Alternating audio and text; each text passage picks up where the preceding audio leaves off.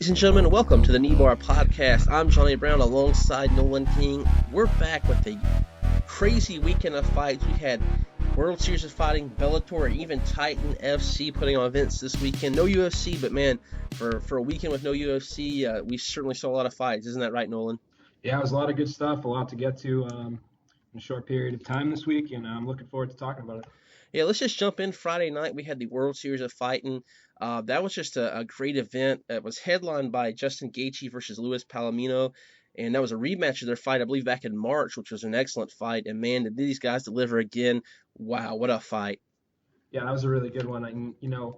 I always like to give credit where credit's due, and everybody's talking about Bellator Dynamite, which we'll get to later, which was a good show. It wasn't great, but man, people should be buzzing about that card right there because WSOF's finally turning it around. They finally understand what it takes to put on a good show, make people excited, put on matchups people want to see. And from top to bottom on that main card, I thought every single fight was very good.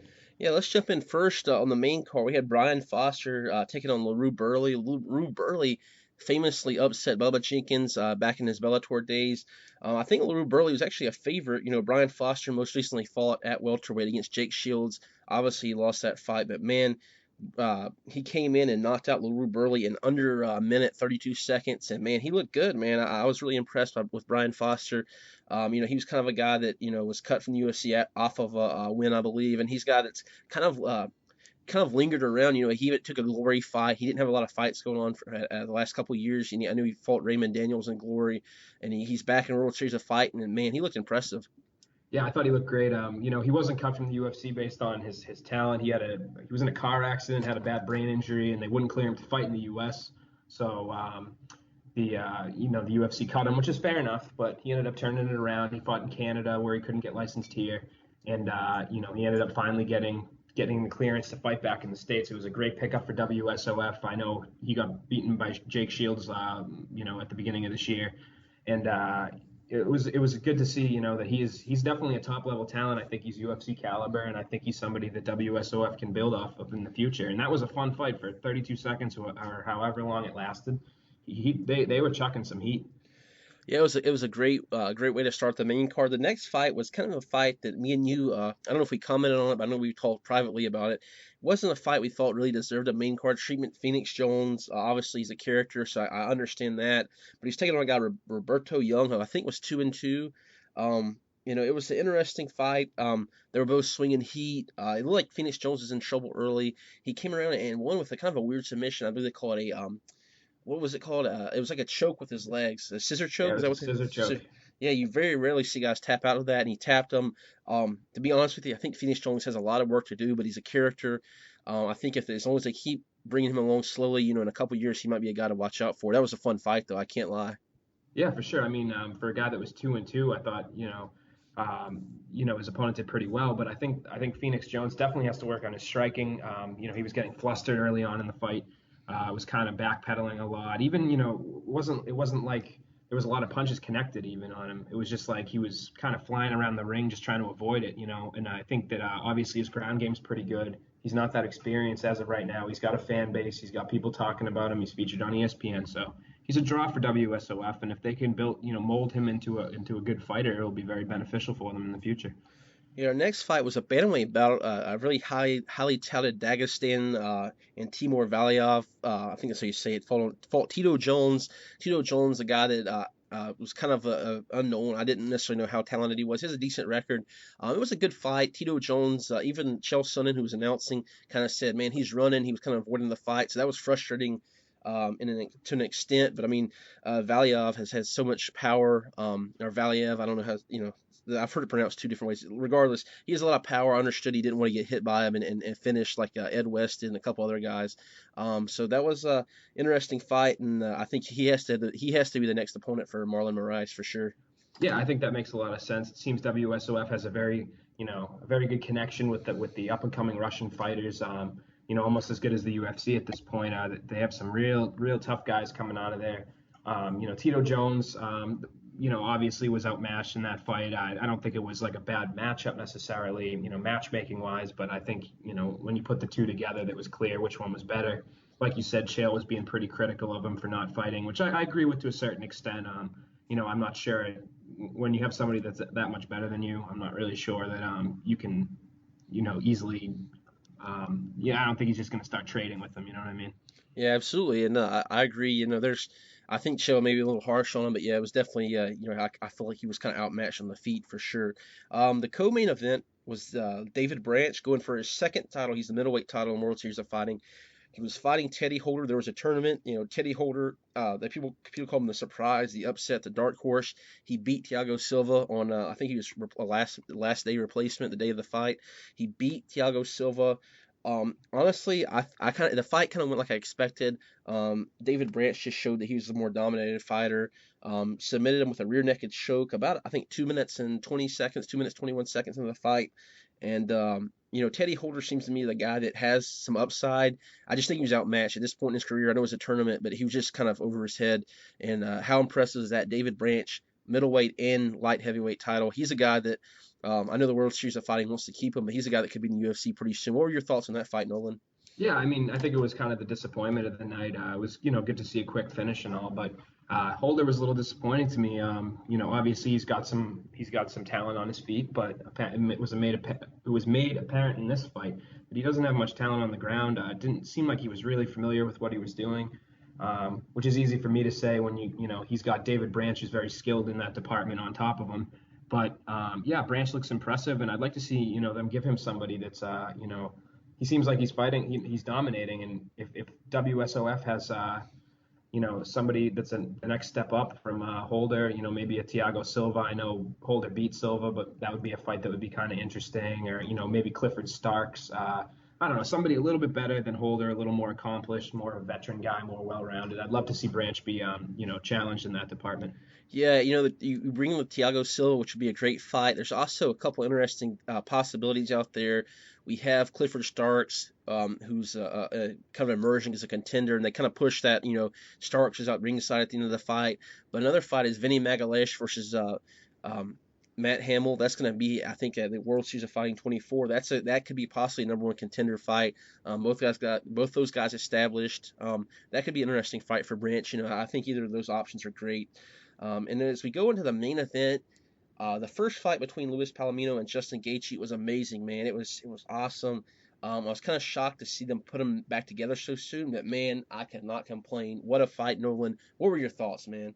Yeah, I mean, this was one of those instances, in my opinion, where these smaller promotions, WSOF and Bellator, smaller than the UFC, I should say, have to do rematches sometimes to because they're the fights that make the most sense. Palomino's obviously, I think, is a pretty clear-cut number two right now, or number three.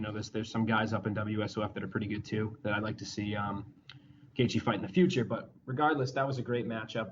It was so fun the first time, and a lot of times you think when rematches come along, they're not going to live up to the hype. But man, that was an awesome fight. Palomino came out and tagged him right off the bat, looked really good, and then Gaethje just kept tagging him over and over again and ended up finishing him. That was awesome. Definitely a great showing from WSOF. That's two really good shows back to back. They got another one coming in October. It's got 3 title fights and a bunch of notable UFC vets. I think it's going to be pretty good. Yeah, man, it's amazing. And I'll tell you what, I won't go too far on this, but I'll just say if I'm booking the fights, I'm doing the matchmaking, I go, they're doing an 8-man tournament. It's rumored to be back in Phoenix in November.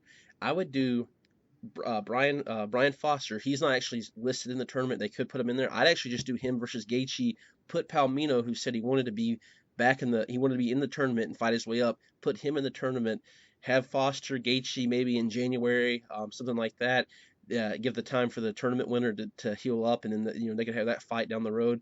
That's what I do next. Do you agree with me, Nolan, or what are you Yeah, thinking? I mean that's a great one. I think Foster's looking good at 155. I know he fought up at 170 at one point. He had some success there. Submitted Matt Brown. Didn't look too shabby against Jake Shields. So that's a great fight. I really like that one. That didn't really come to my mind initially, but yeah, go for it. Yeah, absolutely.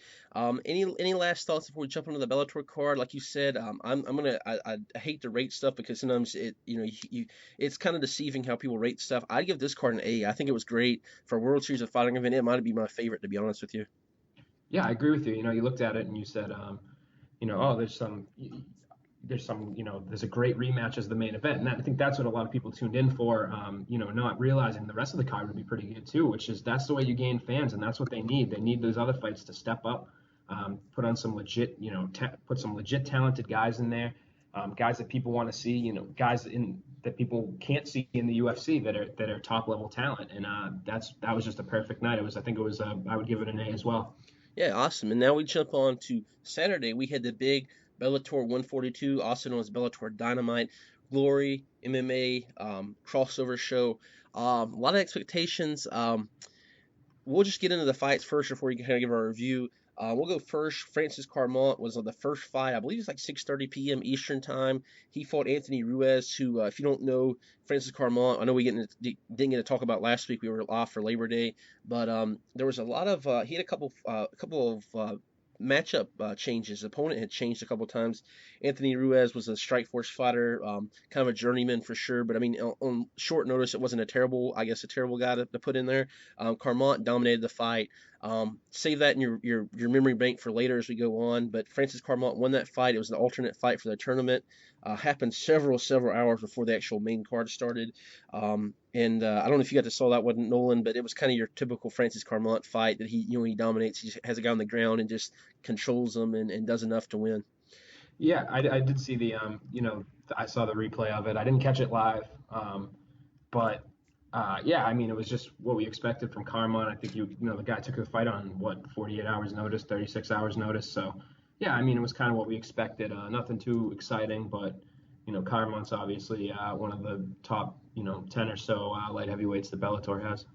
Yeah, and we jumped on to the actual start of the main card. I mean, they had a great intro that got me pumped. Maybe I'm a sucker for nostalgia, but having the announcer, as they call Crazy Pride ladies, a lot of people say on the internet. So they had her screaming, had the fireworks. That was cool. The first fight was a guy we actually had on the show not too long ago, Linton Vassell taking on King Mo. King Mo, to be honest with you, I've been critical of him in the past as far as he doesn't show up in some fights. He looked awesome, man. He was hurting Vassell with punches. He took him down a couple times when it was kind of when he was getting maybe when he was getting tagged a little bit, he took him down, and he looked really great, man. And I was rooting for Linton Vassell. I can't be I try to be not be biased, but King Mo just showed out and he had a great match. Yeah, I agree. I mean, I was a little surprised that he didn't try to take it to the ground. I think that's the kind of threat about King Mo. He knows Linton Vassell is obviously very talented on the ground. He's got great jiu-jitsu, so he thought he could outmatch him on the feet, and he certainly did. Vassell had some nice body kicks, which ended up breaking Mo's ribs, so he could not continue to the next round. But yeah, I thought it was exciting. I don't know how Vassell hung in there that first round. He ate a lot of big shots. And yeah, it will be interesting to see where he goes from here. Maybe a matchup against Francis Carmont and King Mo not being able to fight Phil Davis in the finals. That sets up a matchup down the line as well. Yeah, Vassell, a guy we've had on the show, big fan of him.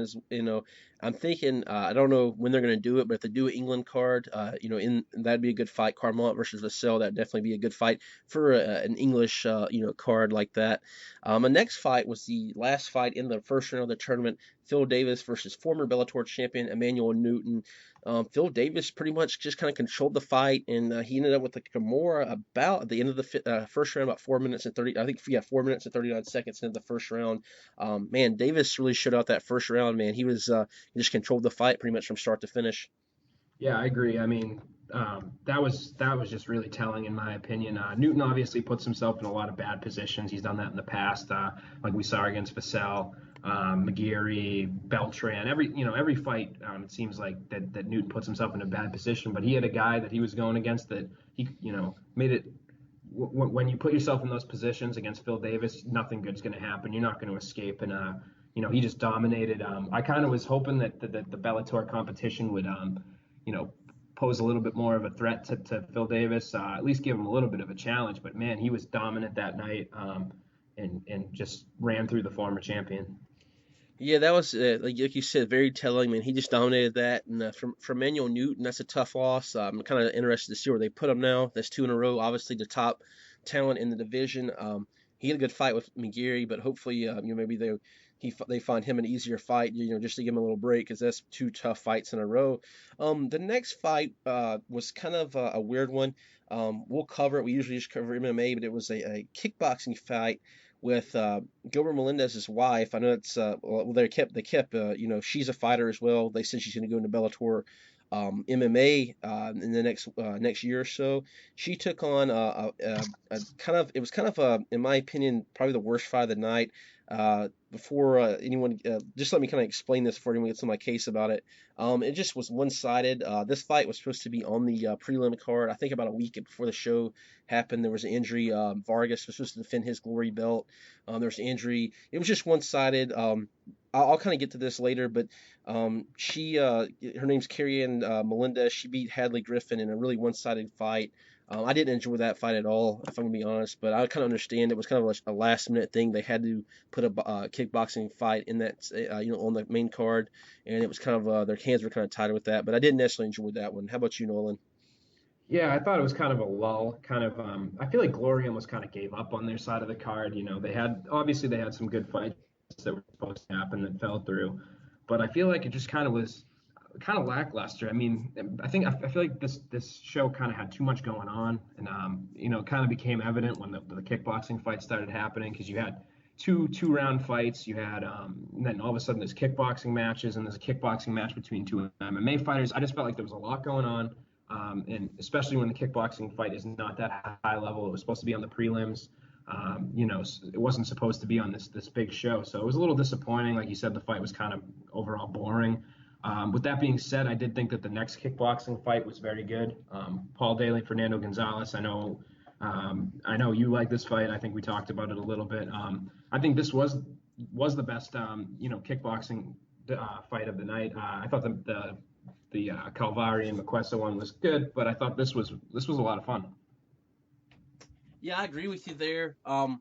It was that fight between Paul Daly, who's actually a really skilled, he's an MMA fighter. A lot of people know him from his stint in the UFC, but he's a great kickboxer.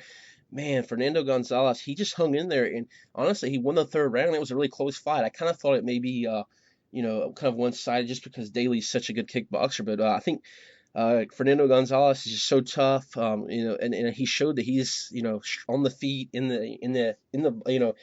did very competitive. I was actually shocked, and I love that fight. I think it was definitely the glory fight of the night. And I think that that fight I would have loved to see it actually in it like have an MMA fight. Not I don't know why they did the kickboxing.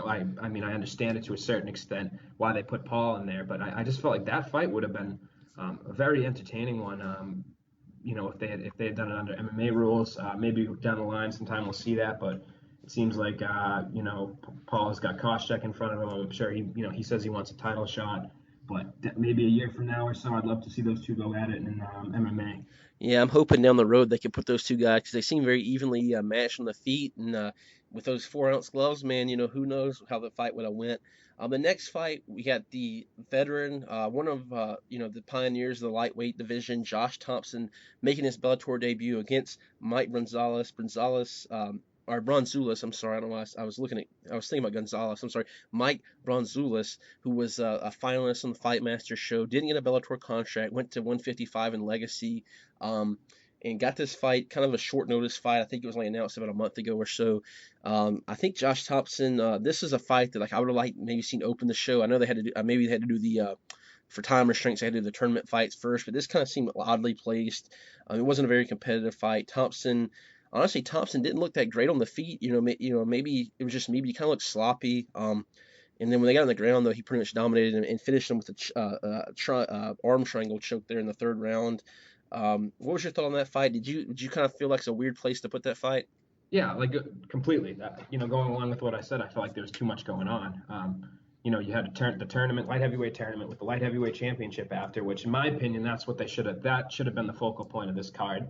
They should have saved the glory thing for some other time. And then all of a sudden they just throw in like Josh Thompson against Mike Bronzoulis and then smack dab in the middle of everything. It was just kind of odd. If it had delivered, if Thompson had come out and dominated, I would have said, oh, okay. That was exciting. San Jose, he's a very popular fighter there. Good job by Bellator getting people excited for it. But it was just, I don't know, it was just kind of an odd placement, like you said. Yeah, I agree. And then our next fight was our last kickboxing fight, and this was a fight that I'm a pretty big kickboxing fan. On paper, I thought this would deliver. It was one of those fights. It wasn't really Bellator's fault. It just didn't deliver. It was sloppy. The ref was making some weird calls. He took a point away without warning. I think it was Cavallari. He just got a point away from in the fight, which is sloppy. There was a lot of slips. There weren't knockdowns, just people slipping and stuff. It was kind of bizarre. Salo Cavallari beat Zach Mikasa by majority decision. Again, one of those things where I think if there would have been a finish in the first 3 rounds, or at least a fight that both guys, more interesting fight, it would have been better. It was just a fight that just didn't deliver. Not Bellator's fight, not Bellator's fault, but just kind of like you said, a lot going on. And this one, honestly, I heard a lot of people saying it was putting them to sleep. I didn't think it was that bad. It was not the best fight for sure. Right. Yeah. I think that's an exaggeration about this, that putting them to sleep. I don't know. There were definitely some low points in the night. And I think this was kind of a disappointment. I think when you put the bigger kickboxing fights on, you're trying to promote kickboxing and you put light heavyweights or heavyweights on a main card, and it's not a complete brawl, first round knockout type deal. It's going to be tough to sit through that. I don't think it was awful. I just, like you said, I think it just was disappointing. Yeah, I think you're right. Disappointing is probably the right word. Then we move on to the final, which this is, we'll kind of jump into this a little bit later after we announce the last fight results. It was kind of a weird pacing. Honestly, at this point, was kind of like tired. I mean, I started watching from 6:30. I know that's maybe just I'm an MMA nut, and I need to do other things with my life sometimes. But I, wait- from 6:30 at this point, I was so tired. But that's neither here nor there. The fight was Phil Davis fighting the alternate Francis Carmont. Phil Davis in the interviews afterwards, he said they said at first he's going to be fighting Vassell, then kind of they switched it up because he was too banged up to continue, so they put Carmont. This fight, it was pretty much Davis with some, kind of a surprising knockout about 2 minutes and 15 seconds into the first round.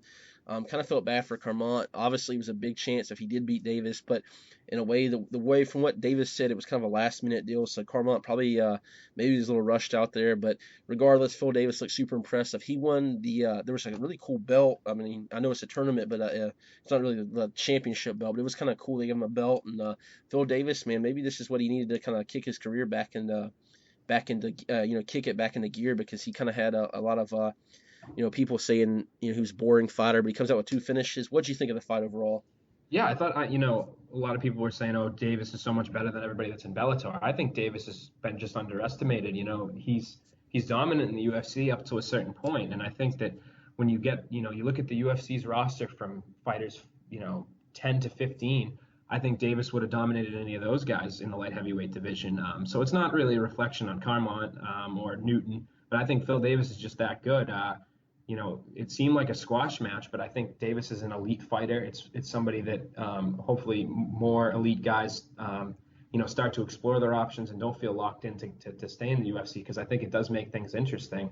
I think Phil Davis and McGeary is going to be a great fight.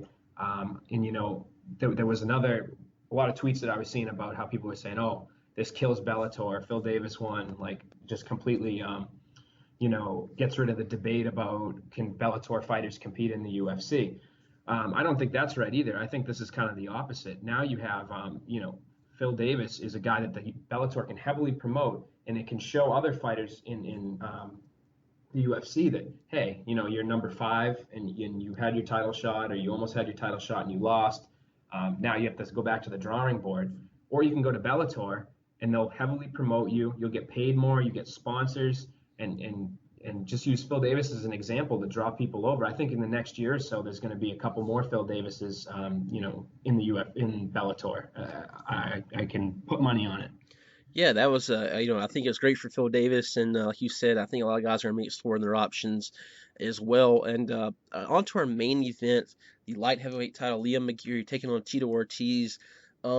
This was kind of like a fight that obviously people were excited about. McGeary has a lot of talent, but it's kind of like a throw-in fight. Honestly, as far as title fights go, I don't think many people thought Tito had a chance. And he actually kind of shocked some people in the first round. He held McGeary down, was kind of able to control him with some ground and pound. But there we go, that always sneaky McGeary hit him with a submission there in the end of the first round and got him to tap. I thought that was kind of an interesting fight. Yeah, me too. I mean, Tito came out and was doing pretty well. It was kind of surprising. Tito's obviously a durable guy. I thought this fight would go further. I thought McGeary would be dominant, for 3 or 4, maybe 5 rounds, and then tap Tito. I didn't think it would happen this quickly, and just goes to show you how much of an absolute wizard McGeary is on the ground. He's a guy that I don't think anybody's going to debate that if he was in the UFC, he would have some interesting matchups. He would be pretty good, in my opinion.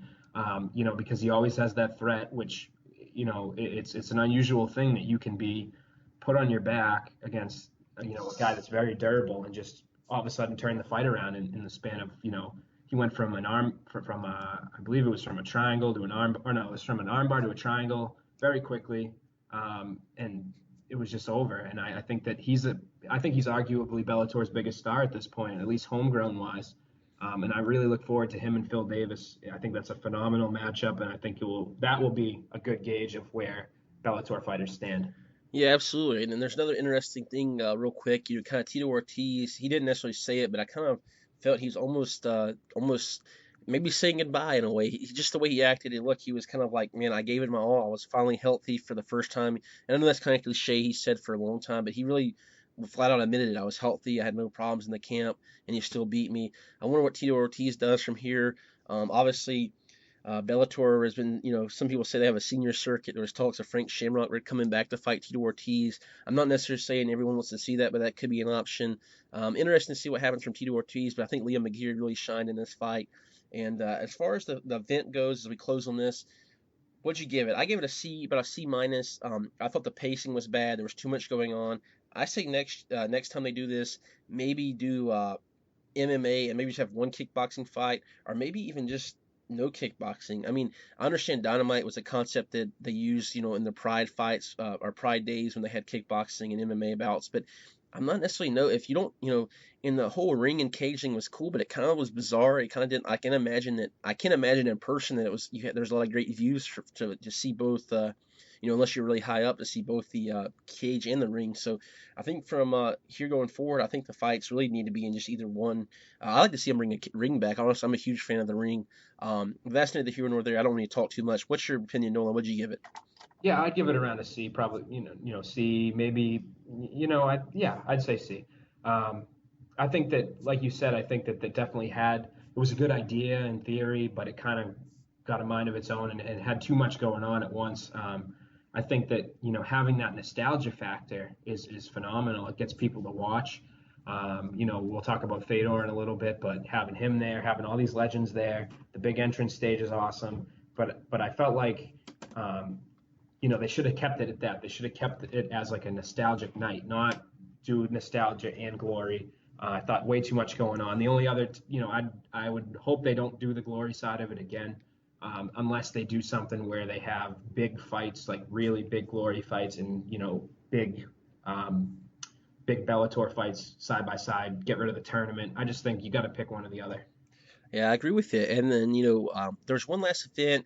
There was not a ton to talk about in this event. It was kind of a smaller one, Titan FC in Washington State. A couple fights we'll cover. The main event was Rick Hahn versus Pat Healy. Pat Healy weighed in at 158 pounds, was stripped of his lightweight title, so he couldn't retain it. Rick Hahn's a guy that's been around for a while. That we'll kind of touch on that fight. We'll start from a couple fights down. UFC veteran Steven Seiler fought Austin Springer, who was on the Ultimate Fighter this season. The fight didn't show. He got beat. This fight was a dominating fight by Steven Seiler. He won by a kind of a weird. I think it's classified as a guillotine choke, but people call it a bulldog choke. You don't really see it. A lot of people tap to it, but it was early in the fight, a minute 8 seconds in the fight. In the next fight, we saw a flyweight title fight. Tim Elliott defending his belt against Felipe Freen. I didn't. I saw most of this fight. I was watching Bellator while this is happening. It was a pretty kind of I thought Tim Elliott dominated the fight. Had the submission choke. Guillotine about in the second round. Tim Elliott, he's kind of a guy that shouldn't have been cut. A lot of people, I didn't think he should have because he's fighting the best of the best. He's doing everything to get back in the UFC, taking these fights pretty much back to back. I don't think he had besides maybe 6 weeks between his last fight. So it was a good win from Tim Elliott. And what do you think about that, Nolan? Do you think he's going to be in the UFC pretty soon?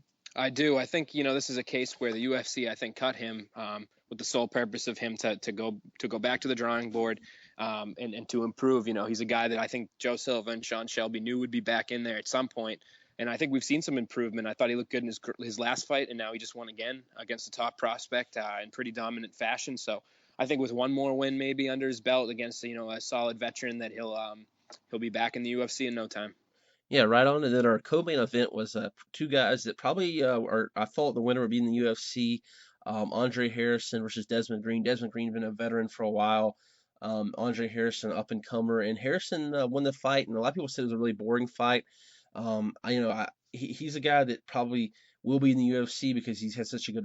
I think he's undefeated still, and he's got a great record. But a lot of times people criticize his style. They say he's not the most exciting guy. I understand that, but a good win for him. He keeps the belt, moves to 11-0, and he's gonna be a guy to watch. I think in the future. What do you think about him as a prospect? And what do you think about the fight? Yeah, I agree. I think that him not being the most entertaining fighter, being kind of boring, at times his style is not the most aesthetically pleasing, but I think that it's undeniable at this point that he deserves to be in the UFC. The kid keeps winning over and over and over again, and he beat Des Green, who was one step away from the UFC as well. So I think that in my opinion, that they should sign him right now. I don't think there's any reason to have him fight somebody else. You know what he's going to bring. Nobody's been able to really do anything to him. I mean, Kurt Hollabaugh had a little bit of success in that fight, but still, he's just Harrison's just dominating the competition at that level. So it's time to turn it up. Yeah, and our main event of the evening put two veterans of the sport, Pat Healy versus Rick Hahn. Obviously, Healy missed weight as we kind of went on about earlier. Really close fight, excuse me. I thought Rick Hahn won the fight. It was really close, though. I can understand why. And also, I know you deal with a lot of same people I do. Pat Healy has an insane fan base for someone not in UFC. He has tons of fans, which is awesome to see. But a lot of them were very vocal that they thought he won. I kind of scored the fight for Hahn just barely, but it was a close fight. Rick Hahn, he's up in age and he's an Olympian. I think at 21-4, he deserves at least one shot in the UFC. For Pat Healy, it's a disappointing loss, but it was a close fight. He didn't get outclassed. Hopefully, he'll bounce back and maybe even move up to 170 if he's having a hard time making weight. What do you think about the fight, and what do you think about Rick Hahn's? What are the chances we actually see him in the UFC? I would love to see Rick Hahn in the UFC. I mean, he's a guy that he's fought for a long time. And you look at his record; he only has 4 losses, and they're all to top tier Bellator guys. At the time that he fought them, Douglas Lima, Ben Askren, Jay Heron at the time was very good when Hahn lost to him. I thought it was a close fight. It was entertaining. Hahn came out and dominated Healy those first 2 rounds, and then Healy came out and mounted him in the third. The fourth I would have given to Healy. It was close. I could have seen it either way. And then it really came down to the fifth, in my opinion. A lot of people thought Healy won that round because he got the back at the end. But I thought Hahn was pretty much winning that whole round up until that point. So it kind of is, it's a judgment call. And, people like to yell robbery about things. We've talked about this in the past. But I don't think either way that would have been a robbery. I personally scored it for Hahn. But if I had seen Healy's hand get raised right there, I wouldn't have been surprised either. It was a great fight. It's too bad Pat he's kind of piling up the losses at this point because he's putting on good performances in all of them against tough guys. I think that we should see maybe Rick Hahn in Boston in January. Yeah, that'd be great. He's up there in age, but he's got the credentials, like you said. Only 4 losses into guys that are really really at the top of the game when he fought them. As we move on, I know there's some news. We weren't on last week, and there's some news coming out. What do you got to tell us, Nolan? What's the news for the last 2 weeks? Well, I mean, the big highlight was what we saw on Saturday night, in my opinion. Fedor Emelianenko is back, signing with a Japanese promotion, which will air on Spike. Bellator will be lending fighters over to that promotion. It's not a Bellator promotion, but they will be using some Bellator fighters, and it will be interesting to see who they give them. I'd like to see this. I'm hoping and praying that this is Fedor's way of getting some warm-up fights in before he goes to the UFC. I know a lot of people are thinking that this is it. Oh, he's not going to sign. He's avoiding them. I honestly think this is like a little bit of a warm up for him. It would have been tough for him to come off that long layoff and start fighting people like Fabricio Verdum or Travis Brown or Mark Hunt or whoever people have been talking about giving him. So I'm not as opposed to it. I'll definitely watch it. I think it'll be interesting to see who they give him. I know some possible opponents they've been talking about. Kimbo Slice, I think that would draw some huge ratings. Would be a lot of fun. And then the other one would be Randy Couture. I know a lot of insiders are thinking this is probably the direction they're going to go. I don't know what you think about those fights, but I would watch. It's entertaining, and it would get be a nice tune-up for Fedor. Yeah, I'm really interested because obviously it's been kind of be rebranded, maybe not rebranded in namesake, but obviously the guy, the creators of Pride are kind of bringing this back. There's no name of it yet, and it's going to be on Spike. At least the first show is going to be on Spike. Fedor's on a 2-fight contract, from what I've heard. Nothing set in stone, but that's what I've been hearing. It's interesting. I'm actually, I'm with you. It could be a warm up for him. It could be. He could be trying to revive, what the old, the Pride feel. I'm kind of anxious to see who he gets matched up with. I'd love to see the Couture fight, to be honest with you, at this point in his career, and Couture coming out of retirement. I think it'll be a great fight. It'll draw huge numbers. But what I'm even more interested in? What's going to be the undercard? I mean, there's so many guys out of the UFC, or outside of the, UFC World Series of Fighting in Japan. And there's guys that Bellator have that, if you put them together, that could be an amazing event. The only problem I had with it really is, not from a fan perspective. I think from a fan perspective, it's great. I mean, who doesn't want to see a Pride-esque, new promotion out there? The thing is to me, as far as Bellator, it didn't really do much for them. Obviously, it was Spike's decision, and Viacom does own Bellator or whatnot, so it was good for Spike. But for Bellator, I thought the announcement kind of was, it doesn't really do much for Bellator for now. But I understand it. They're all kind of going to be linked together through Viacom and through Spike. But yeah, I'm with you, man. I personally like to see the Randy Couture fight. I think that'd be a great fight. Yeah, I think the biggest downside to this whole thing is time. Fedor's 38 or 39 or however old he is, and how much time does he have left to be able to compete at that level? So hopefully he bangs out these 2 fights real quick, gets in the UFC, and we finally get to from a fan's perspective, we finally get what we want. Absolutely. As far as were there any fight announcements or any other news you thought? Yeah. Oh yeah. There was a bunch of fight announcements. We've been off for 2 weeks, so maybe we can focus on some of the bigger ones. Before we get to the UFC fights, some Bellator fights were announced since the last time we talked. Hisaki Kato will be taking on Melvin Manhoef in the main event of Bellator 147, I believe, which will be an interesting fight. It was looking at it on paper. Some people are complaining about how Kato beat Schilling, who beat Manhoef, but I think this is a good fight. I think it's good for Hisaki Kato to get another, solid veteran, top tier, as far as top tier Bellator fighters go, fight under his belt before he starts challenging for the belt. I don't know what you think of this fight. I know we talked about it a little bit before, but does this one excite you? Is this one you want to see? Yeah, I mean, both guys can bang. Manhoef, people want him to retire. He got knocked out violently in a kickboxing match not too long ago, and of course had the the losses to Schilling and Shumlenko or whatnot. So people are kind of like saying he should hang him up. I don't necessarily agree with that. I think it's gonna be a great fight.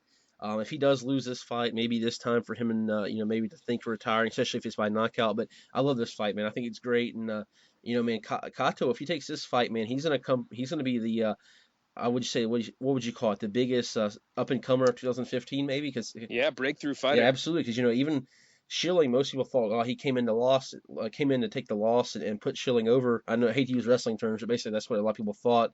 And he shocked the world. Can he do it again? I think he has. I would favor him in that matchup. But yeah, I think that was one of the biggest upsets of this year so far. When December rolls around and we're picking our upsets of the year, that's definitely going to be on my list. I don't think anybody saw that coming. I was watching that fight in Florida in the hotel lobby of where the fights were taking place. A lot of the fighters were there, and people were going wild. People that didn't even hadn't even watched MMA before. The waitresses and stuff were wow. So that that's something that definitely is going to be Kato's a draw now. He's exactly what Bellator needs. These breakthrough guys. So. As much as it hurt their draw on Schilling, I think it definitely, it added they have a whole new star now. And moving on to another Bellator homegrown guy, a guy that has been looked pretty good as of late is Brennan Ward. He got his next opponent, Dennis Olsen. He will be taking him on at Bellator 144 at the Mohegan Sun next month. Not a whole lot of fights announced for this card, but Ward's fight got announced. Michael Venom Page will be on the card, and Yeah, it's kind of an interesting one. I think Olson's coming off the loss against Paul Daly, which honestly, for a guy that was supposed to be just a can that they threw in against Daly, he had some solid offense. He had Daly in some submissions at one point, nothing too serious, but he put up a good showing. So I think it's a better test than Ward's had in his previous couple. But I still think they need to up the competition for Ward. Being from New England, I want to see these hometown guys thrive, and I know I've been reading some interviews with Ward. He's been saying that he doesn't want to fight in Mohegan anymore because he thinks that they throw him guys that aren't at his level. Would you agree with him when he says Yeah, that? absolutely. I was actually going to make that point. I'm kind of I think Brendan Ward at this point in his career, maybe after this fight, they really need to start kind of putting him in other cards because he's almost like a kind of like they're kind of developing him and kind of like a local fighter almost, and he's surpassed that at this point in his career. Give him some fights outside of the that area. Let him build his name a little bit more because obviously he has some notoriety already. But yeah, I 100% agree with you. Yeah, and so that was it for Bellator. I believe. Was there anything else for Bellator that you remember? Not off the top of my head. I do know we pretty much confirmed this a while back, but it was actually confirmed, I think, today or yesterday. It is going to be Dave Rickles versus Michael Chandler. I think that for a while they were kind of keeping it hush-hush as far as official, but yeah, that fight is definitely going down. Excuse me. I mean, it'll be an interesting fight. I don't know. A lot of people are disappointed because that first fight went so decisively one way so quickly. But at the same time, you look at the Bellator roster, and this is, in my opinion, the best matchup they could give Chandler. They gotta make sure that they give him somebody that's just not, like we were talking about with Brennan Ward, not somebody who's just a can over and over again, giving him these guys. Not necessarily a can, but a guy that shouldn't be fighting Michael Chandler. His last couple fights, he's fought some no-name guys. So it's good to see him get an opponent. I think Rickles will be a good test for him. I don't think that it will go that quickly like it did the first one. Do you agree with me here? Yeah, I agree with you, man. The Rickles fight, it's Chandler. At the point when he fought Rickles was like almost like a supernova in a way. He was just so he couldn't be beat, or at least that's the opinion. Everyone thought, oh, this guy's going to UFC. He's not going to breeze through the competition here. Then he lost the Chandler fight, controversial fight. I actually thought he won that, but that's neither here nor there. Then he lost to Will Brooks twice, so it's kind of like he hit a kind of they're all, don't get me wrong, they're all great fighters he lost to, but he's kind of like he hit a rut almost. And so this is I think they want to kind of protect him a little bit as far as not trying to throw him in there against Brooks or even your Josh Thompsons of the world right now. I think this is a good fight for him. Right, it'll be interesting to see. I thought Rickles looked really good last fight, but moving on to the UFC. We had a change for this weekend. Unfortunately, Kid Yamamoto just pulled out of the fight. Matt Hobart got injured late last week, and then the news came out just tonight that Kid Yamamoto will not be fighting on the UFC Japan card. I'm assuming they'll move up Diego Brandao and Katsunori Kikuno to the main card. But this is a big disappointment for me. I know Yamamoto's not what he used to be, but he's a guy I'd love to see him fight. He doesn't fight that often, and things like this always seem to happen when he is scheduled. So it's kind of a shame to get this close to something good like that. Good matchup with Hobart, and to finally, to have it be pulled out from our, from right underneath our fingers. Yeah, it's kind of disappointing, and I agree. From what I've heard, the Diego Brandao versus Katsunori Kikuno fight will be elevated to the main card. But like you said, kind of Kid Yamamoto. Great career overall. Hasn't been that impressive in the UFC, but yeah, he has a bizarre, almost like a bizarre thing following him right now, where either he has weird fights, like the last fight against Roman Salazar, which is a no contest. Even before that, he had pulled out a couple fights, so it's kind of bizarre. But hopefully, we'll see him sooner than later. And I know the Japanese fans will be disappointed, as he's a pretty big name over there. Yeah, hopefully he gets back in. Okay, so moving on to the end of the month, UFC Ireland. We're going to have Darren Elkins taking on Robert Whiteford, one of Scotland's top prospects. A guy that he actually just beat one of the Irish fighters in the UFC, Paul Redmond.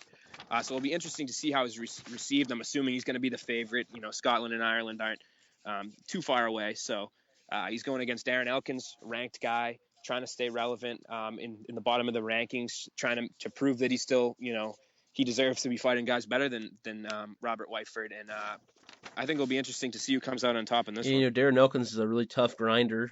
It's glad to see him back in there. But Robert Whiteford's a guy that wants to kind of he's an ATT guy, even though he gets from Scotland. I think he wants to go out there and make a statement. And heck, if he beats Elkins, man, that's a big step up for him. And I think it's gonna be a great fight. That's a fun one to round out that card.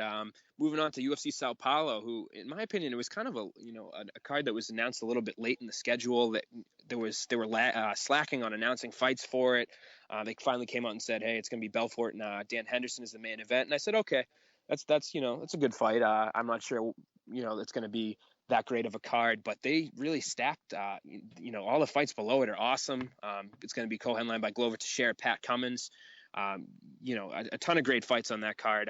Tom Lawler, Fabio Maldonado. But this week they announced 4 more fights for it, and I think all of them are absolute, just absolute slugfests.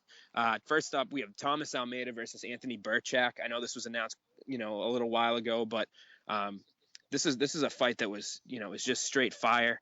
I don't know who's going to win this one. I think Burchak, this is a very good test for him. I could actually see Burchak winning this, with the amount that Brad Pickett was landing on Almeida. I could see Burchak touching up Almeida's chin a little bit, maybe stopping the hype train. I totally think he's got a shot. I mean, a lot of people are throwing him under the bus saying he doesn't have a shot. But, I mean, Almeida's been hit a lot.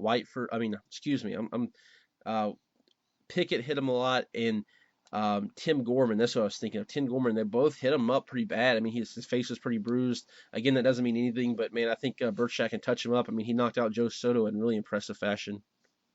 Yeah, what a fight that is. And moving right along, another great fight in the featherweight division. Clay Guida versus Thiago Tavares. This is the first time Clay Guida has ever fought in Brazil. He's making the trip down there, take on a very tough Thiago Tavares. Two guys that are always in really fun fights, a ton of performance of the nights and fight of the nights between the two of them. I think this is going to be a spectacular matchup. I don't know what you think. Yeah, this has Fight of the Night written all over it, and I really, at this point, they're both, they're both, just like you said, in fun scraps. I don't know who I'm going to pick in this one. I just want to watch it, that's for sure. Right on, man. And, I agree with you on the fight of the night for that one. But then I look at this fight, Chaz Skelly versus Kevin Souza, another great fight. Skelly 3-0, Souza 3-0. They each have 2 finishes. It's a really good matchup. And it's one that I'm definitely, might be the most interesting one for me to see. I think they have 2 very different styles. Skelly's more of a wrestler, but he showed some striking, and Souza's more of a striker, but he showed some solid ground game. So I think this is a great matchup between 2 prospects. And the UFC fans are really going to win on this one. Yeah, I think that's a great one, and I think Kevin Souza, he's got maybe the like you said, the advantage in the striking, has maybe more power, but then Chaz Skelly showed a really tough wrestling game, almost a grinding pace. He puts a grinding pace on his guys, so it should be interesting. 2 different styles, and like you said, man, like this card's stacked. That could definitely be Fight of the Night as well. For sure, man. Skelly's been working on that boxing too, so it'll be interesting with that recent TKO over Jim Allers. Definitely showed some improvements there. So that's going to be a fun one. And so is this one, Pedro Munoz versus Jimmy Rivera. Munoz is coming off of a suspension, kind of a weird deal going on up in Nova Scotia with that one.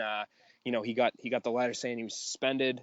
He asked them for the paperwork and the tests. They sent them to him, and there was no abnormalities. Kind of an unusual situation there. I know he was in some type of legal battle with them in the UFC, and there was a lot of finger pointing going on that didn't get resolved, within the time of his suspension. So I'm guessing they just dropped it. But he's fighting Jimmy Rivera, coming off a really dominant win over Marcus Brimage, KO in the first round. Another great matchup between 2 top prospects. I like when the UFC does this. Yeah, it's fun to see. Munoz is the former RFA bantamweight champion. He took that fight against Rafael Sunsao on kind of short notice, and that was his only loss in the UFC. Like you said, the weird drug test thing after he submitted Jared Sanders in 39 seconds. So it's gonna be interesting to see how that goes. Again, I think Jimmy Rivera is one of the most underrated prospects.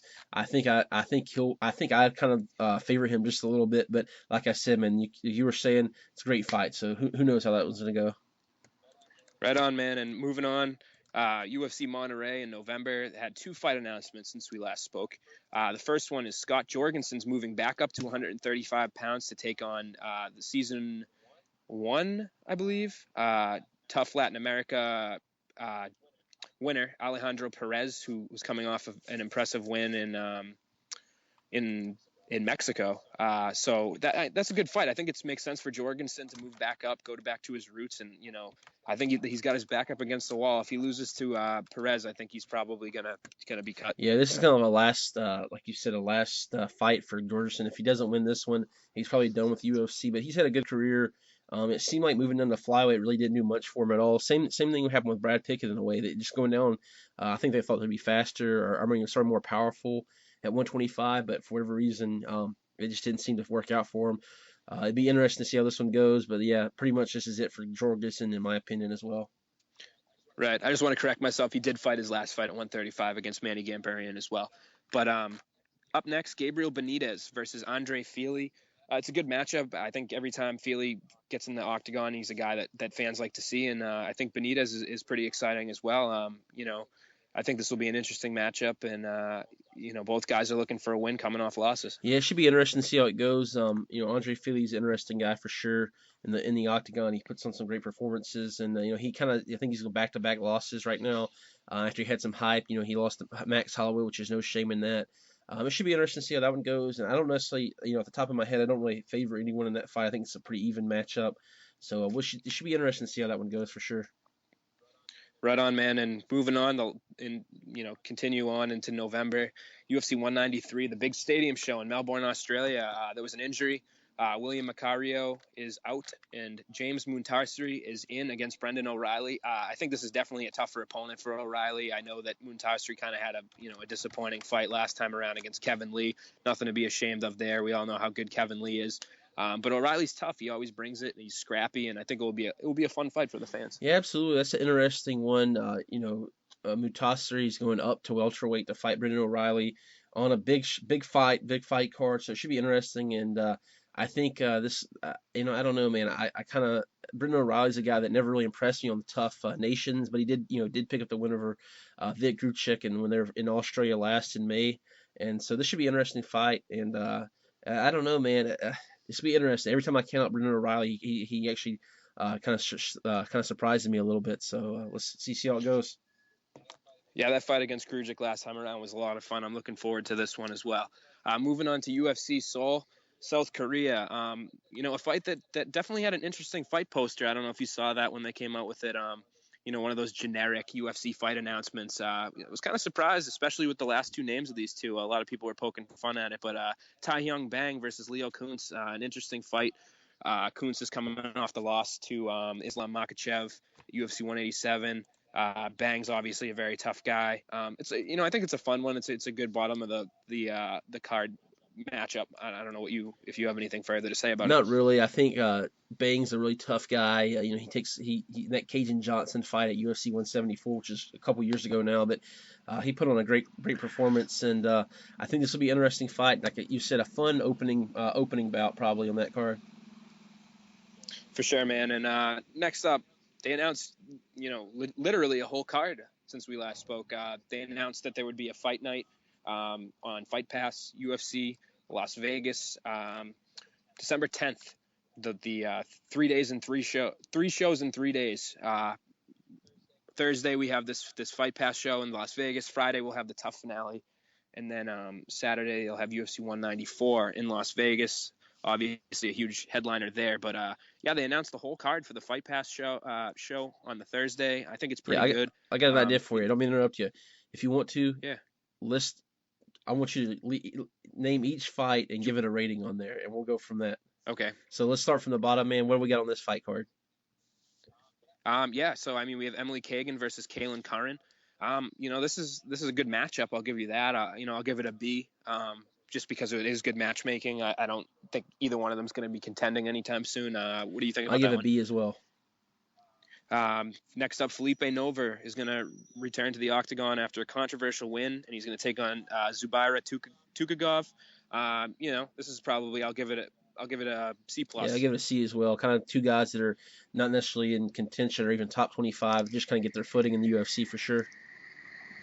Next up, we have an ATT versus Black Zillions matchup. Danny Roberts will be debut against Michael Graves. I'll give this fight a B just because it's, I think it makes sense on paper. ATT Black Zillions, why not? Yeah, I give it the same as you, man. It makes sense, and it's not a big step up for Graves. And Danny Roberts, his debut fight's not going to be against someone who's going to be, outmatch him for sure. Next up, we have Santiago Ponzinibbio versus Andreas Stahl. Stahl has not fought for a while. Ponzinibbio's coming off a loss to Larkin. I give this fight a B+. I think it's going to be a lot of fun. Ponzinibbio's a really fun fighter, in my opinion. Yeah, I think it's going to be a good one. I give it a B+ as well.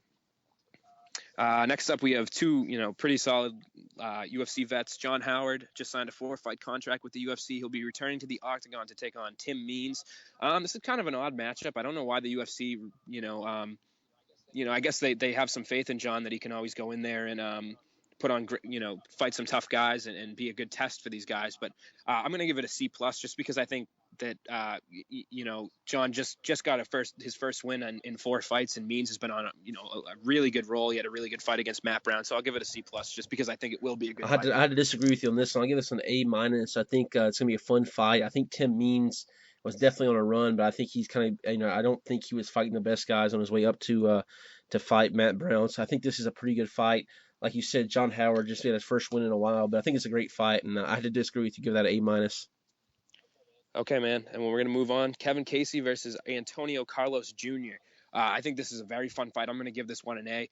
I think both guys have looked pretty good recently, and I think Antonio Carlos Jr. is a guy to watch at 170 or 185 pounds.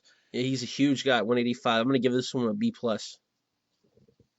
It's a good one. This next one might be my favorite matchup on the card, so I'm going to give it an A. Thiago Santos versus Elias Teodoro. I think this is a great fight for both guys, both tough up-and-comers who are, starting to try to get out of that prospect role. They're both have some fights under their belt in the UFC, and this is the biggest fight that either one of them has had in the UFC.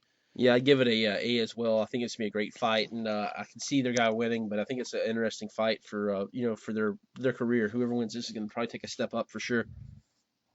Next up, we have Lyman Good versus Omari Akhmedov. I'm going to give this fight I'll give it a C+. I'll give it a B-.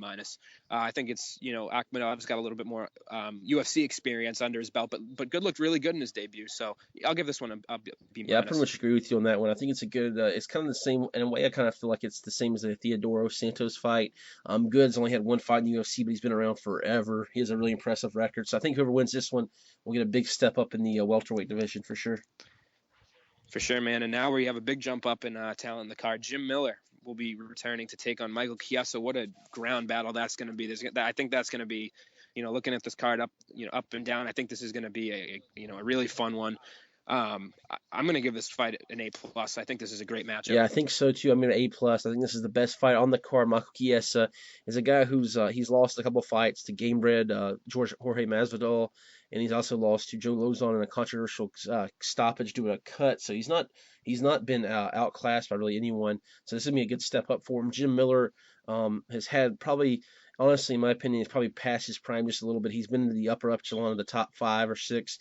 He's still winning. He's still a very competitive fighter, but maybe he's lost just a little bit from that, maybe 2 or 3 years ago. So he's going to be a good test for Michael Chiesa, and I think this one's fight of the night for sure. Yeah, it's a really fun one. And before we go to the main event, I actually skipped one of the prelims. Sheldon Westcott versus Edgar Garcia. I'm going to give this fight an A for matchmaking. Yeah, I agree. This is an A in matchmaking. It's not the most interesting fight, but obviously whoever loses is probably done from the UFC. That's just my opinion. But I think both these guys are kind of on the cutting block, so it should be interesting. I hope they both fight with some, how do you say it? They got the fire on them. That's what I'm trying to say. Yeah, man, that's going to be, it'll be fun. When guys have their backs up against the walls, a lot of times we see, they're more aggressive. So hopefully we'll see some aggression from those two in that one. And moving on to the main event, kind of one that I think I'm probably going to give it the lowest rating that I've given, any of these fights. I'm going to give it a C-. I think that it's Paige Van Zandt versus Joanne Calderwood. Kind of an odd fight. I wish they'd just give Paige somebody a little bit better than the people they've been giving her. But, Calderwood's the toughest person that she's fought. And I think that, it's all right. I just don't think it's not main event worthy. Yeah, I agree with you. I think matchmaking wise, it's not terrible, but it's not a main event. I think it's more kind of, unfortunately, I think it's kind of where they're just trying to get Paige Van Zandt out there. So they got to give her the top billing. Obviously she's talented. I can't bash her as far as, saying that she's obviously a top 10, so it's not like it's a big stretch for her to be in the main event. But yeah, I'd like to see another fight be the main event. Calderwood hasn't looked that great in her UFC stint. Even last fight against Courtney Casey, she got knocked down and rocked pretty hard in the first round. But it should be, I guess, an okay fight, a pretty fun fight. But yeah, I agree with you. Not main event material, in my opinion. And what do you think of them putting Paige Van Zandt on Fight Pass? You think it's a good choice? Because I look at it and I say, she's not out there enough, in my opinion, yet into the mainstream to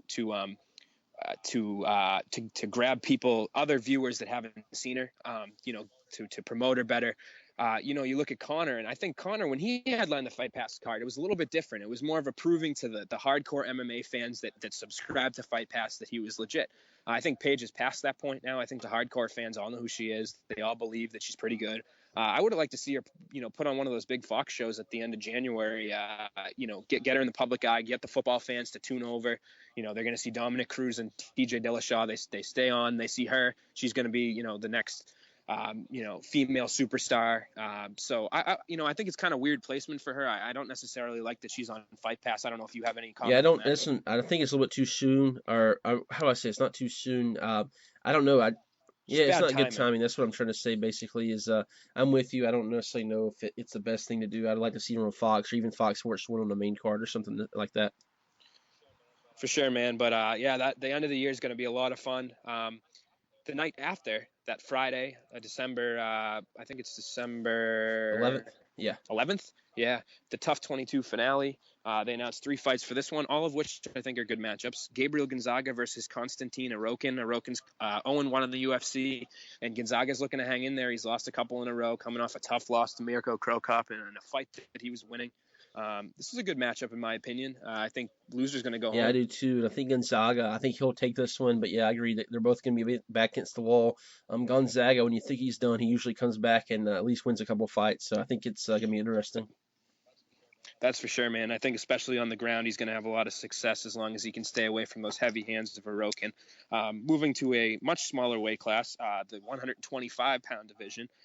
We have Justin Scoggin taking on Joby Sanchez. I think this is a really good fight. I know a lot of people might have wanted to see a step up for Justin Scoggins, but I think Sanchez is tough. He came in short notice, his debut, beat up Wilson Race pretty bad. I know he lost, but he still rocked him, almost finished him. And then his last fight, I saw it in Boston against Tateki Matsuda. I thought that should have won fight of the night. That was a very fun, dominant win for Joby Sanchez. Yeah, Joby's a good fighter. He's a guy that I think he's kind of been on the shelf a little bit, so maybe he doesn't have quite as much momentum as Scoggins. But it's gonna be a great fight, and it's definitely a fun fight to have on the Ultimate Fighter finale. It's gonna be fun for sure. Speaking of fun, man, this is this was a fight. If we're talking about matchmaking, Joe Silva, Sean Shelby, whoever had any say in this matchup, mad props to them. Mirsad Bektik is finally going to get a step up. He's going to fight Tatsuya Kawajiri. That's going to be a really fun fight between two grinders, ground and pound specialists with some solid power in their hands. Yeah, that's a great step up for Bektik. Kawajiri's a guy that has been around for a while, and it's going to be a fun fight on the ground. Fun fight on the ground, and I think the winner of this is definitely going to be a contender for sure in the next coming year or so. Yeah, so moving right along, this end of the year is going to be awesome. UFC on Fox, December 19th, just continues this streak of absolute madness. Great fights. They had one fight. Sarah Kaufman's going to take on Germaine de Randamie. I think it's a good matchup. I think that division's a little bit messy right now. I think that, for the bodies that they had, that they did a good job in pairing these two up, and it's a nice addition to the prelims. Absolutely. And Kaufman wanted to fight for a while. Her last fight was at UFC 186 in Montreal, I believe. So she wants to fight, and they gave her, it's a good prelim. I can't complain too much about it. Not at all, man. And another pretty solid prelim, I think, as far as entertainment goes, will be taking place the first card in January, UFC 195. Drew Dober is going to get another shot in the octagon. He's a guy I have always thought is very classy, and he puts on good shows. He's going to be taking on Eric Koch, a guy that has hopefully can stay healthy. He's had a lot of injury problems since he was supposed to get that title shot back in 2011, I believe, against Jose Aldo. Things have kind of gone downhill for him. He's obviously at the 155-pound weight class now. I think it'll be an interesting fight. It will be fun for the fans. I'll put it Yeah, that it's way. gonna be an interesting fight. Eric Koch, he had that big knockout loss against Darren Cruikshank, and I couldn't say for sure, but I think it's the last time he's been in the octagon. So it should be interesting to see if he returns with a vengeance or if it's another loss for him. And Drew Dober's a guy that's lost a couple of fights, but overall he's a pretty solid competitor. Yeah, man, a lot of fun with that one, and this is the moment I've been waiting for in the show. UFC, supposedly, I don't want to go too far into it and get too excited, but we'll be returning to Boston. My home turf. I'm very excited for this card, and hopefully that the rumors are true, and that is the location where it has not been confirmed yet. But Dominic Cruz versus TJ Dillashaw. On paper, this is top 3 best fights I think the UFC can put on as far as entertainment.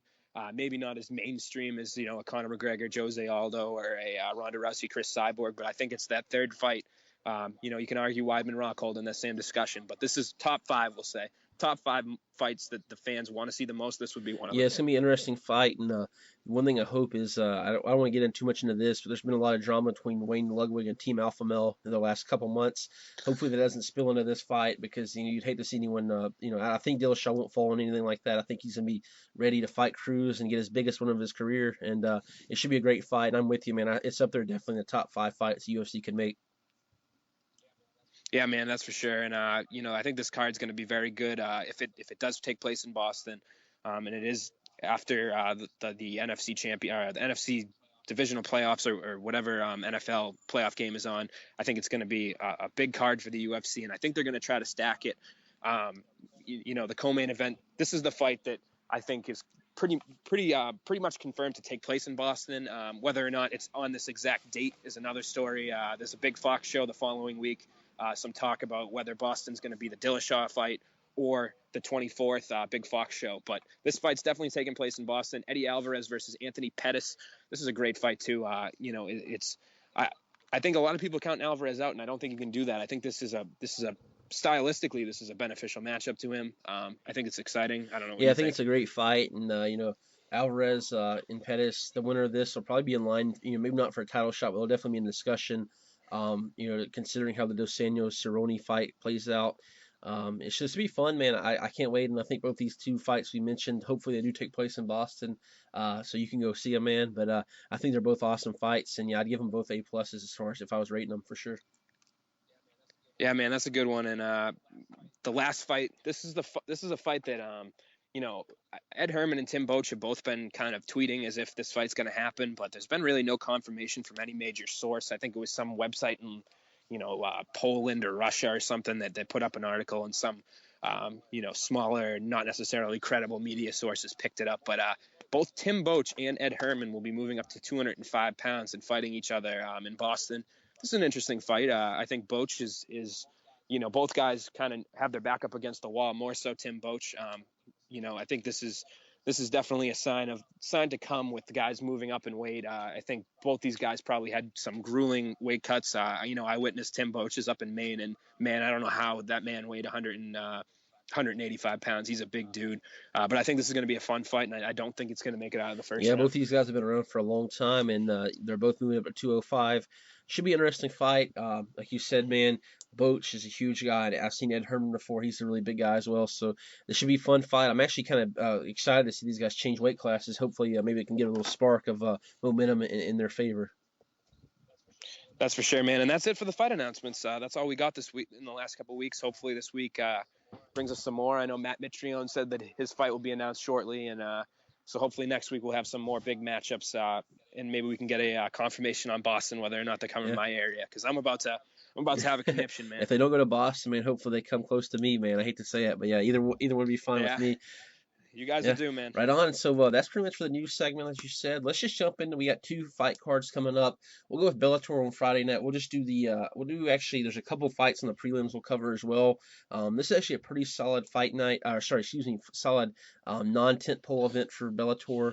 It's taking place in Hidalgo, Texas, State Farm Arena. Who they've hosted some awesome boxing matches over the years. Finally getting a big MMA card. We'll actually just start from one of the fights on the prelims.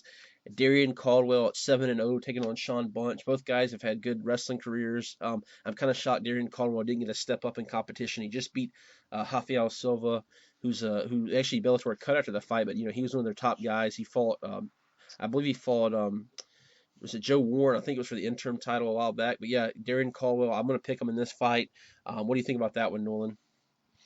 Yeah, I think I would agree with you there. I think it's nothing against Sean Bunch, but I think Caldwell deserves a better step up than this. Yeah, absolutely. And our next fight is on the prelims as well. Chase Gormley taking on Dan Charles. Chase Gormley just signed with Bellator. Dan Charles is a tough guy who's, I think this is going to be Gormley's fight, but it's interesting prelim for sure, and I see it going his way. Chase Gormley, Dan Charles, that's a pretty good matchup. I think Gormley's a guy that obviously UFC, he was on the UFC's radar. He's a guy that UFC had to have been looking at in a division that is very shallow, especially with the free agent market. A lot of the heavyweights that come into the UFC are 40 years old at this point. But yeah, I think this was a good pickup for Bellator, and I think that Dan Charles is a tough guy. I think he gave Bobby Lashley some problems to a certain extent. So I think it'll be good. It will show you where Gormley is in the heavyweight rankings as far as Bellator goes. I think it's a good matchup. Yeah, I agree, and it's kind of like you said, the free agent market's pretty thin, and especially with Vitaly Minakov, the problems they're having with him. If I'm a heavyweight and I'm kind of one of those fringe guys, heck, I might jump to Bellator because you got to, really, you may only be a fight or two away from being able to fight for the title if they do strip Minakov, which it looks like that may happen eventually. Let's jump on to the main card. We actually do have another heavyweight fight. Everton Teixeira, 3-0. He's a kickboxer, fought Overeem, has been in a lot of glory fights, taking on the returning Vinicius Spartan. Spartan, I believe, had knee surgery and was out for quite a while. This is a fun fight. Teixeira, obviously, a kickboxing background. I don't think he has any. Let's see. I think he has one finish in those 3 fights, and so maybe that doesn't have super knockout power like we see some heavyweights. He has 1 knockout and 2 decisions. Obviously, he's good striking, but maybe not that knockout power that we see with a lot of heavy, kickboxing heavyweights. He'll take on Vinicius Spartan, who obviously has been around for a while. He's only got 10 fights, but he was in Bellator for a lot of those. I think I'm going to lean towards Spartan. He's probably has some cage rust, being off, a layoff for so long, but it should be an interesting fight for sure. Yeah, man, I agree with you. I mean, looking at the tail of the tape between Teixeira and Spartan, I think, if you were looking at it just on paper, I think Spartan should definitely be the favorite. Teixeira is 3-0, and he's only got 1 finish with a kickboxing background. He's never really fought in notable big promotions, and he's 33 years old. He's only got 3 fights, so some red flags there. But maybe he's the next big thing. I don't really know that much about him, so I can't really judge. But one has to assume that Vinicius Spartan will be the victor. Yeah, our next is a really good fight of 2 up-and-coming featherweight prospects, Henry Corrales versus Emmanuel Sanchez. Corrales coming off that, Emmanuel Sanchez coming off that loss to Pat Curran. Henry Corrales coming off that loss to Daniel Strauss. Both these guys stopped, kind of started at the top of the heap in the Bellator featherweight division. Interesting to see these two guys collide. I really don't lean towards anyone. I think this is gonna be a great fight, and the winner probably staying in the top 10 or so of the featherweight division. Yeah, I think this is a good matchup. I think it's smart. It's a good job by Bellator to be able to utilize their tentpole events to promote guys that were unknown to most MMA fans, and then be able to put them on main cards in the future. I think this is a good matchup. I'm not really sure who I think is going to win. I'm probably leaning towards Corrales, but I think this will be a fun fight. I think fans are probably underestimating it a little bit, just with all the other notable names that this fight's smack dab in the middle of. But I think this will be a fun fight. Yeah, I agree with you, man, 100%. And let's jump on to our co-main event. 2 veterans of the sport, Joey Beltran. I think it's his second fight at 185 pounds, taking on the ever-game veteran Kendall Grove, coming off his title shot in May against Brandon Halsey. This fight, I think, is going to shock some people. I think Joey Beltran will win this fight. I think he looked great against Emmanuel Newton before getting caught, and he just beat Brian Rogers, who's a long-time staple in the Bellator middleweight division. I'm leaning towards Joey Beltran, but like people were saying, man, this is I've heard a couple people say this. This is a great fight. Maybe not in relevance necessarily, but as far as just a fun fight, this is a great one to see. Yeah, I agree. I think this is one of those fights. It kind of sums up Bellator in a nutshell. This matchup, you'll have the haters of Bellator say, "Oh, this is a couple of UFC wash-ups, why would anybody watch this? But, then you got the people that appreciate Bellator and like it, like myself. And this is a great matchup. This is a lot of fun. I think this is going to be, one of the more entertaining fights that we've seen recently, regardless of are these guys in their prime or not. I think Beltran will win. I thought that fight against Brian Rogers that you were talking about was just, one of the better fights that Bellator's put on this year. Super exciting. If anybody hasn't seen that one, definitely go look it up on Bellator's website. Great fight. I'm going with Beltran. Yeah, absolutely. That's a fun fight, and I really did like the Rogers fight as well. Our main event is two bantamweight contenders: Joe Warren, former Bellator featherweight and bantamweight champion, coming off his loss. He's going to take on LC Davis, who was in the Fight of the Year a couple months ago. One of the Fight of the Year candidates. LC Davis is a wrestler, a grinder. Probably not. Doesn't have as good. Excuse me, I'm getting tongue-tied. Doesn't have as good as wrestling credentials as Joe Warren. Joe Warren being a world champion and all that. It's gonna be an interesting fight. I'm honestly kind of leaning towards LC Davis. I think he's gonna kind of shock Joe Warren. I think he's a little bit better overall, especially in the striking department. I think he takes it to Joe Warren. I think it's gonna be a really close fight. I could go in a split decision, but I'm leaning towards LC Davis. Man, I'm going to disagree with you. I think Davis is obviously very talented. I think he's a fun fighter. That last fight he had was awesome.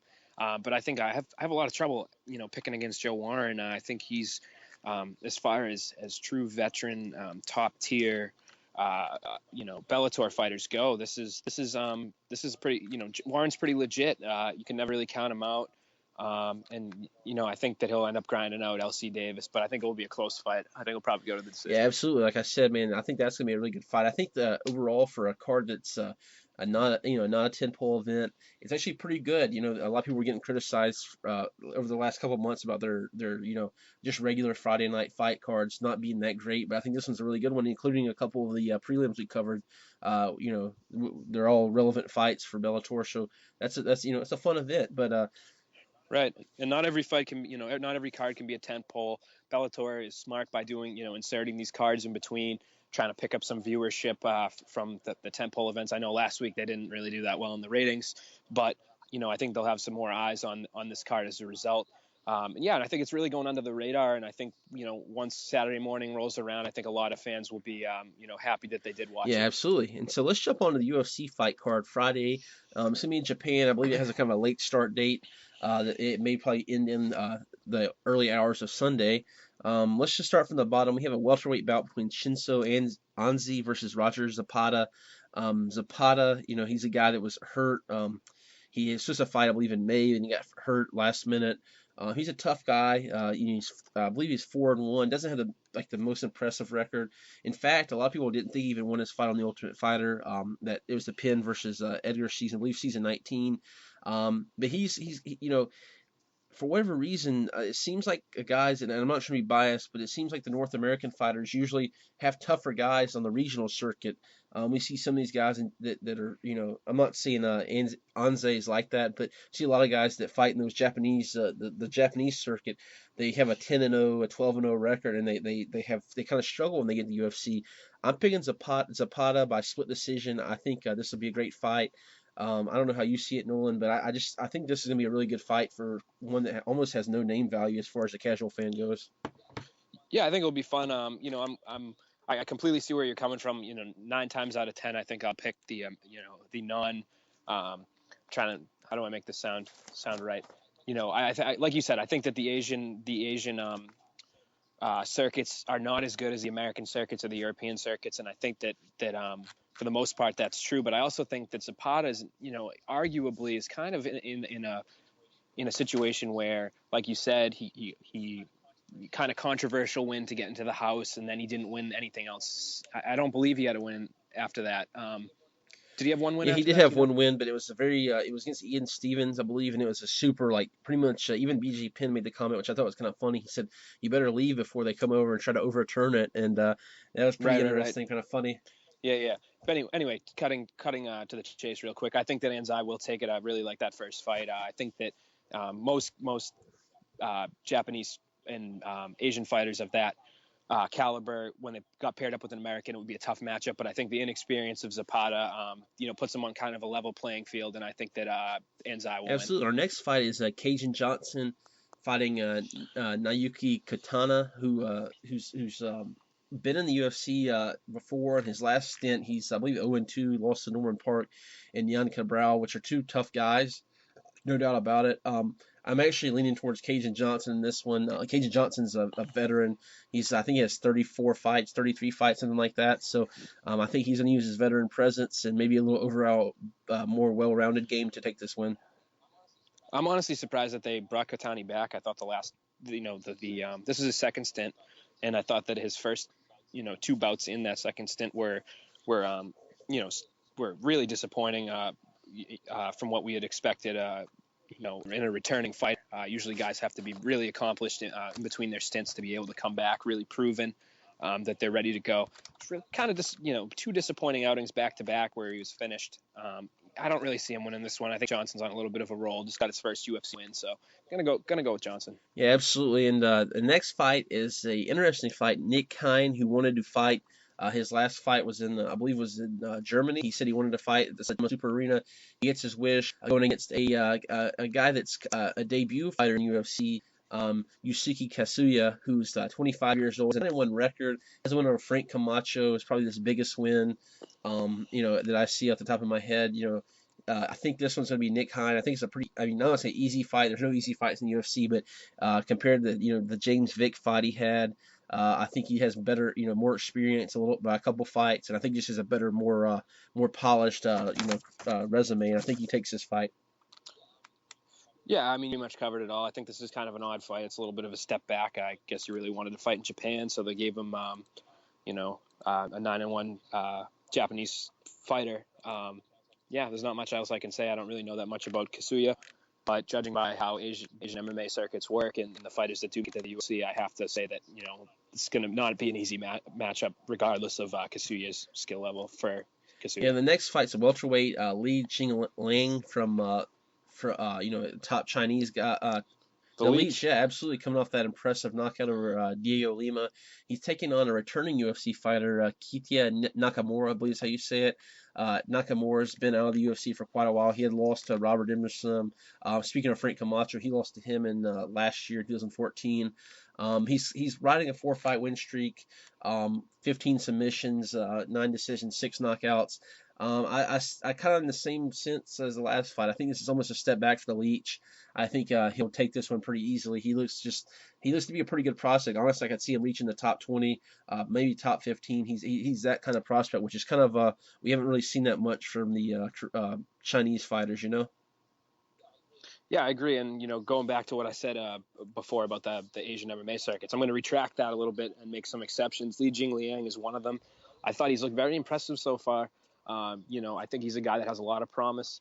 And it's good to have some fighters come out of China that are qualified enough and are, proven commodities in the UFC. And Kita Nakamura, I don't know a whole lot about. Like you said, I know that he had a short stint in the UFC quite a while back. So I can't really comment on his abilities, but judging by Jingliang, it's not easy for somebody with their first UFC bout, or at least on his second stint, his first UFC bout, to come in and fight Jingliang. Yeah, that's a great fight. I think on the prelims, as we go to the main card, we have actually, due to the Hobar and Kid Yamamoto injuries, we have the Japanese Ultimate Fighter, the Road to Japan. It's actually not the Ultimate Fighter, I guess, just called Road to Japan.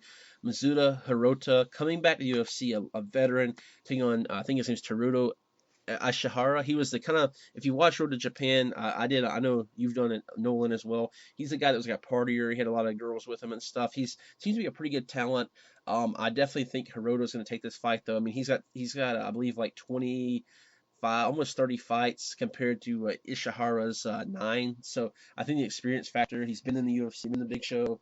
I think Hirota wins this, but maybe Ashihara, he's going to be a pretty good prospect down the road, but it's a tough fight for him, his age level. Yeah, I mean, watching the show, there was a point where Roy Nelson actually had an interesting tactic where he had the fighters point from his team to which fighter they thought they were going to face off against finals if it came down to it. And or actually, that might have been actually during the tryouts he had them do that. And he had them point, and most of them actually pointed to Hirota, which is very telling. I think he's the most experienced guy in the house, and he did really well. So yeah, I see him winning this as well. I think he, probably is UFC caliber, whereas the other guy is a little inexperienced. And I wouldn't be surprised if he goes down the road of some of these other tough China, tough Japan cast members in the past. With that being said, I wish him the best, and I hope that it's Yeah, a good just fight. looking at a little bit more on Ishihara, he lost to Michinori Tanaka, who's in the UFC, and he also lost to Yuta Sasaki, who's in the UFC. Um, Honestly, I mean, it doesn't really prove a ton, but just looking at it, he's lost to pretty much anyone that's made a name for themselves. So I don't know how telling that is, but maybe he shocks if Right, yeah, I'm with you there. I think Hirota has the experience factor and takes it. Our next bout was moved right. up from the prelims. I think this is a really good fight. Katsunori Kikuno versus Diego Brandao. Kikuno, I believe, was knocked out by Kevin Souza. Probably at the beginning of the end, at the start of the year, I believe, around February. He's an interesting fighter. Has that crazy stance. Diego Brandao is a guy that's 19-10. He beats pretty much everyone he's supposed to. Loses to the top 15 guys. I think whoever wins this will get another step up in competition. I'm honestly leaning towards Kikuno. I had Brandao all week in my head, but I think as closer it gets, I just see Kikuno pulling the upset in Japan. He submitted Sam Sicilia in a fight where I think Sam Sicilia was a slight favorite. I think Brando's a little more talented maybe than Sicilia, but I still think Kikuno's going to pull the upset. Yeah, I agree. I think this is, besides the main event, this is the fight I'm looking forward to the most. I think it's very stylistically interesting. Katsunori Kikuno has to be the most interesting man in Japanese MMA because, maybe you could argue Yoshihiro Akiyama is, but man, that stance is fun to watch. It usually ends up really good or really bad for him. There's really no middle ground there. I think Brandau's a pretty tough matchup for him. Brandao comes out and he's, kind of a first round fighter. He either wins in the first or he loses anytime, from any point on after that, if it gets that far. So if Kikuno can weather the early storm, I think he'll take it. But I think Brando's aggressiveness and Kikuno's lack of striking defense is going to be his downfall. And I think Brando's going to end up catching him in the first, and he's going to get his first win streak in quite a Yeah, I kind while. of thought about that too. Brandau's a first round fighter, and we saw Kikuno with the stance and stuff. He could be easy target for Brandau. But that fight's gonna be great. As we go to our next fight, this one's a fight I'm looking forward to a lot as well. Besides maybe the main event and the fight we just went over, we got Takei Mizugaki, a longtime veteran, versus George Roop, a longtime veteran. George Roop actually has a losing record in the UFC, but he's been around forever because he puts on great fights, exciting fights. He's either knocked out usually or he gets the finish. It's gonna be fun. I'm leaning towards Mizugaki. I think he's a little better overall, but George Roop is so game. I mean, like I just said, has a losing record. He puts on great fights. I could see this one being really fun. Maybe fight of the night, but I'm leaning toward Mizugaki. He's had a couple of losses, but I mean, there's Dominic Cruz and the surging Aljamain Sterling, so I think he rights the ship in this one. Yeah, George Roop is in that interesting category of fighters. There's not a whole lot of them in each. There's probably a handful, maybe three or four in each division where it kind of doesn't really matter what their record is. That the UFC will keep them on as long as they're performing at the level that they're known to perform at. Kind of like we were talking about earlier. John Howard just signed a 4-fight contract off of being 1-3 in his last 4, and they still give him a tough fight. I think George Roop's in that same boat. Scott Jorgensen, who we talked about, similar fighters like that. And I think this is a lot of people were complaining. I saw how MMA fans like to complain online about this matchup. Roop's, he's lost a couple in a row. He got knocked out. He hasn't fought for over a year. Why is he fighting a ranked fighter? But I think he's a guy that you can throw in there. He's not going to be an easy fight for anybody. And I think that Mizugaki needs a win big time too. So both these guys are going to be putting it all on the line. I think this is a fun one. Like you said, I'm really looking forward to it. I'm going with Mizugaki. Yeah, right on. And then we go to our next fight, which is Kyoji Horiguchi, who just fought for the title. First loss in UFC. He's taking Chico Camus, who's always a game guy. Chico Camus fought Henry Cejudo. Actually gave him a couple problems in the fight. He got dominated for most of it, but he did have some ups in that fight. I think this will be an interesting fight. I think Horiguchi will try to take it. But Camus is one of those guys who's just tough. He's hard to finish. I think you'll see a decision win for Horiguchi.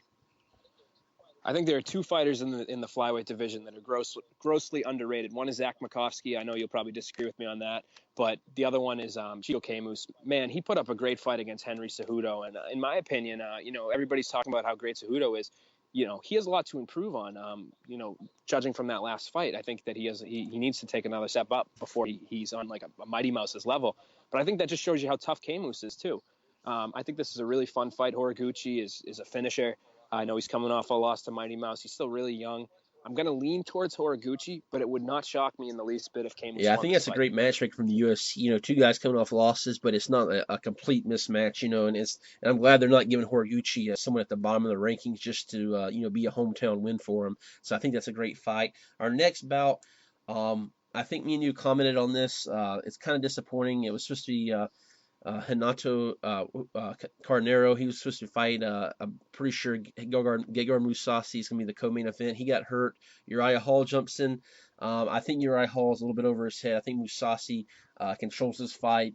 Could possibly submit him in the first or second round. It could be a good fight. I'm not counting out Uriah Hall, but I think Mousasi cruises in this one, and I don't think it does all that much for his career. Honestly, he's in the top, and Uriah Hall is trying to turn his career around. Now, this has to be the biggest gap in a level of opponents that in UFC history. It's right up there. Uriah Hall's going from Oluwale Bamgabos to Gegard Mousasi. That is a huge jump. And, I think this is going to pretty much be a typical Uriah Hall fight where he's coming off a pretty dominant win over kind of a newcomer or a lower tier prelim fighter. And, I think that he's not going to – this is the toughest guy he's fought by far. And what was kind of been a disappointing career. I don't think this is necessarily the matchup that he wants at this point. But, props to Hall for taking the fight. I think Mousasi's kind of going to grind it out similarly to the way that he did against Costa Philippou. I see this fight 30-27 across the board for Gegard Mousasi. Yeah, and then we go to our main event. This fight has been pretty, they announced it a while back. It's been pretty, I wouldn't say hyped, but it's got a lot of people talking. Roy Nelson versus Josh Barnett. Barnett's been on a long break. Roy Nelson most recently fought. I'm trying to draw a blank. When did he last fight? Was it maybe like so it's March in UFC 1, the one in yeah, Dallas. Since it's March, it's not right. been. I mean, it's been a good little while, but not too terribly long. In this fight, I think you're going to see Roy Nelson come out and throw bombs. Like he usually does, throw that big overhand. And I think Josh Barnett, you know what? I've been switching all week. I didn't think I even told Nolan a couple of days ago. I thought Barnett was going to win, but I'm going to pick Roy Nelson by knockout in the second round. I could be dead wrong, but I think the cage rush to an aging Josh Barnett is going to hurt him. And I believe Roy Nelson catches him in the second round. I completely agree with you there, man. I look at the odds, and Barnett's like a 2.5-1 favorite, which I don't really understand that at all. I think, you look at Roy Nelson, he's been on a little bit of a losing streak. He hasn't won many fights recently. But you look at the guys he's lost to, and they're guys that if they went against Barnett, I'm not sure Barnett would be able to win either. Barnett hasn't fought for 2 years. He's been focused on a lot of other things, which is pretty apparent in the amount that, he's been doing the New Japan Pro Wrestling. He's been training a lot of WMMA fighters. He's been doing Metamoris. So, I like to think that he's still been keeping up, but that is a tough break, especially when, there's not like an injury or something where he's focused on fighting all the time. He did it for other reasons. I thought he looked pretty horrible in that Travis Brown fight. I know it was quick, but it was just like Travis connected with one punch and, all of a sudden Barnett's like crawling on the ground trying to take him down. And it's just like, I don't know, man. I feel like Barnett's kind of on the decline, but we haven't really seen him enough to gauge him against the UFC fighters. And I think Roy's as tough as they come, durable as they come. He's got great cardio. And I'm going to lean towards Roy as well. I think he'll end up, maybe getting a late finish or possibly this goes to the decision. Either way, I think it's going to be a fun fight. And I'm really happy. I like these Japanese cards. These cards are kind of, they show off some of the Asian fighters that, maybe aren't on a lot of people's radars. I know last year they did the fight with Roy Nelson versus Mark Hunt. And there was a couple guys in the undercard that stood out. So hopefully this year, maybe next week or so, we'll be talking on the podcast about some of the guys in the undercard that kind of came out of nowhere and put on a great show. And a good thing for us U.S. fans is that it's actually on at 10 o'clock this time. Oh, yeah. I won't be – I was so mad, man. I fell asleep there and staying up for that Mark Hunt-Roy Nelson fight. I woke up, it was all over. I was kicking myself on that one. But it would be good to be able to actually not have to see the inside of my eyelids. Oh yeah, absolutely. I remember that night well. I had the day off, and I pretty much stayed up all night to watch that all morning here in the East Coast, and it was definitely a chore. So hopefully I'm glad this time it actually is coming on at a somewhat reasonable time. As we head on to next week, we should have some guests. We're you know is we haven't had any in the last couple weeks, but we're gonna have some guests on, and Yeah, that's for sure, man. And I'll make a bet right here and now on this show that we will have a guest. There's no way we're not going to have a guest. If there's no guest, I'll change my Twitter picture to Conor McGregor for a couple weeks. sounds good to me, man. I think yeah, right on. Yeah. So we'll have a guest on next week, or at least one guest. And any last comments before we head out of this episode? No, man, not really. It's good. It's good to finally get back in the swing of things. Finally start recording again, and I think that the listeners will definitely like our interviews that are coming up. We got some big names in the works, and I'm looking forward Absolutely, to it. man. Yeah, and as we go on, thank you guys for checking us out this week. And if you want to follow us on Twitter, we're at Kneebar Podcast. We have a Facebook page as well. I think it's called Kneebar MMA. I'm Johnny Brown alongside Nolan King. Heading off. Hope you guys have a great week, and we'll see you when we see you. Goodbye.